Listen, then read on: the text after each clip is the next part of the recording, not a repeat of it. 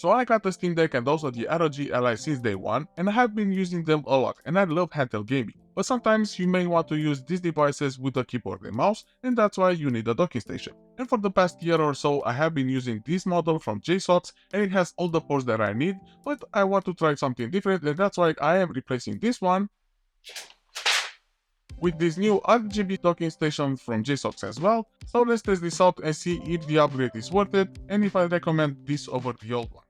So let's start off with a quick unboxing. Inside we can already see the dock, and I have asked for the white version, and this is basically it, but we'll get to it in a minute. An USB-C to USB-C cable. Then we have this reflective sticker. So as I said, I asked for the white version. By the way, this has been provided to me by JSOX. I wasn't asked to do any videos about it, so all opinions are my own. As always, here is the dock. First of all, we have a bunch of different ports. We have two USB-Cs here in the back, and also the charging port. So basically you can plug in a charger, then you'll have power through the cable and it will transmit to the Steam Deck or ROG Ally or whatever console you want to use.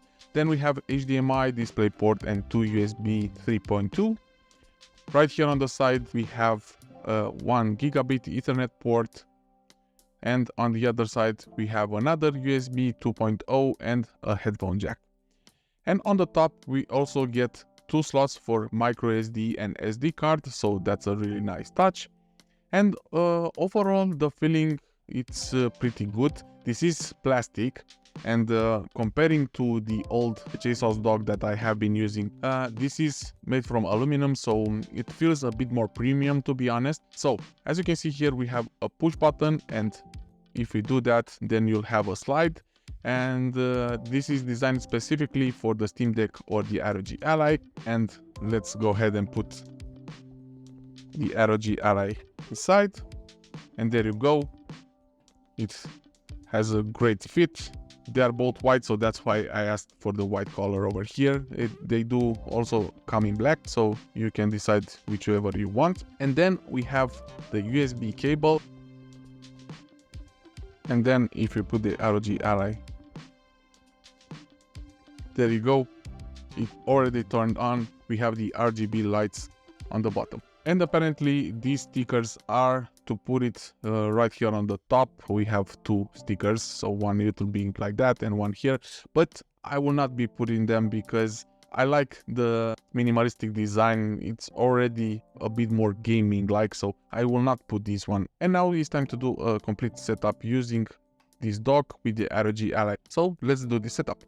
Alright, so we have over here my desk setup, and this is where I usually put my docking station because this is where my ROG Ally sits. We will plug in all the cables. First of all, into the PD port, the charging brick.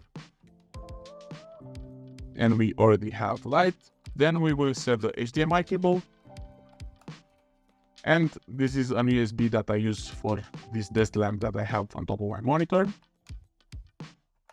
And I'm also using this USB receiver for my mouse and keyboard. And there you go.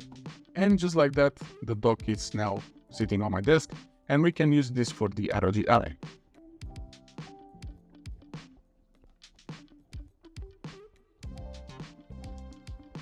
And there you have it. The dock is now up and running. First thing first that I want to check is if we open here the command center, you will see already on top that we do get 30 watts right out of the box. So this means that the docking station works as it should with the ROG Ally. You don't need to do any changes. And there you go, now we are inside Starfield. The game works as it should, so no problems there. And I am using a mouse and keyboard in order to play this game. Of course, I don't recommend using this kind of mouse and keyboard in order to play first-person shooters. But I just wanted to show you that this is still playable, and I have been using the ROG Ally and the Steam Deck as well, docked from time to time, so in the end these are pretty much for PCs. Of course you don't get the graphics as you regularly get on a PC, but for me it's more than enough. So in the end you get the best of both worlds. You get a handheld PC, you can also plug it into a monitor, and you can play it like that. Okay, so I know I got a new haircut, but I wanted to show you this, and sorry about all this mess, but I don't have the room for it. The thing is that, as you can see, I can use both HDMI and display ports in order to connect two monitors to the ROG Ally. So now we are able to use dual monitor, and as you can see, this works pretty well. I mean, look, you can move the mouse around, so these are side-by-side monitors, no issues there. So this setup just works. As I said, I don't have the room for it, but I just wanted to show you that the DisplayPort and HDMI both work simultaneously, so you're gonna have a dual setup monitor. So here are a few key aspects that I enjoy about this dock. So first of all, we have the SD card and micro SD card slots that usually you don't get on other docking stations. And for the ROG Ally, I think these are more than welcome because you can use this with Windows. Then you get the 2.1 HDMI 4K 120, which is a really good port to have. The extra display port that allows you to do a dual monitor as you previously saw. And of course the RGB. Well, here's the thing about that RGB. While it looks cool and I really enjoy the all-around RGB light, the important aspect to see over here that there isn't any button that can turn off these RGB lights, or if you want to switch to different modes, that isn't available on this dock. But considering that you use this with the ROG Ally, you may be aware that there is a software out there, it's called OpenRGB, and you can install that software and you can turn off or you can switch modes for the RGB. But the thing is that you need a computer, or you can do this right on the ROG Ally. But to be honest, I would prefer a button that at least could allow you to turn it off if you want to. Keep in mind that there is also a cheaper version that sits around $60, but there are a few differences, like the removal of the 3.2 USB port and also the HDMI port that only allows you 4K 60Hz. But the difference in price is also quite high, so depending on your needs, you may want to look into the cheaper version. And another important aspect is that this dock allows you to play the ROG Ally on turbo mode, so 30 watts. It works straight out of the box, so you don't need to install anything. So 30 watt on the ROG Ally just works.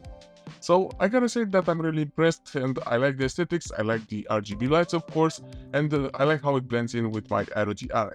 So for sure I will keep on using this one, and I haven't even tested out all the functionalities. I haven't tested out the SD card or the micro SD Ethernet port, but these are some ports that I like to have them even though I don't use them on a regular basis.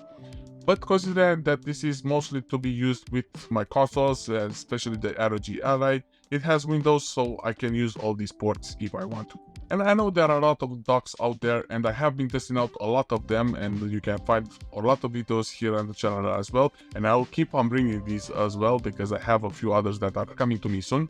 So stick around for those ones. So for now, I won't keep on using this one. I'll test this out a bit more, and if there are any changes or if I find any negative aspects to it or something that I'm missing, I'll make sure to give an update either in a video or here in the comments, so make sure to check it out. And if you have any questions related to this dock, make sure to drop a comment down below and I'll make sure to answer to each and one. So that's it for this video. Hope you enjoyed it. Hope you find this useful. This is the Tech Variable, and I'll catch you in the next one.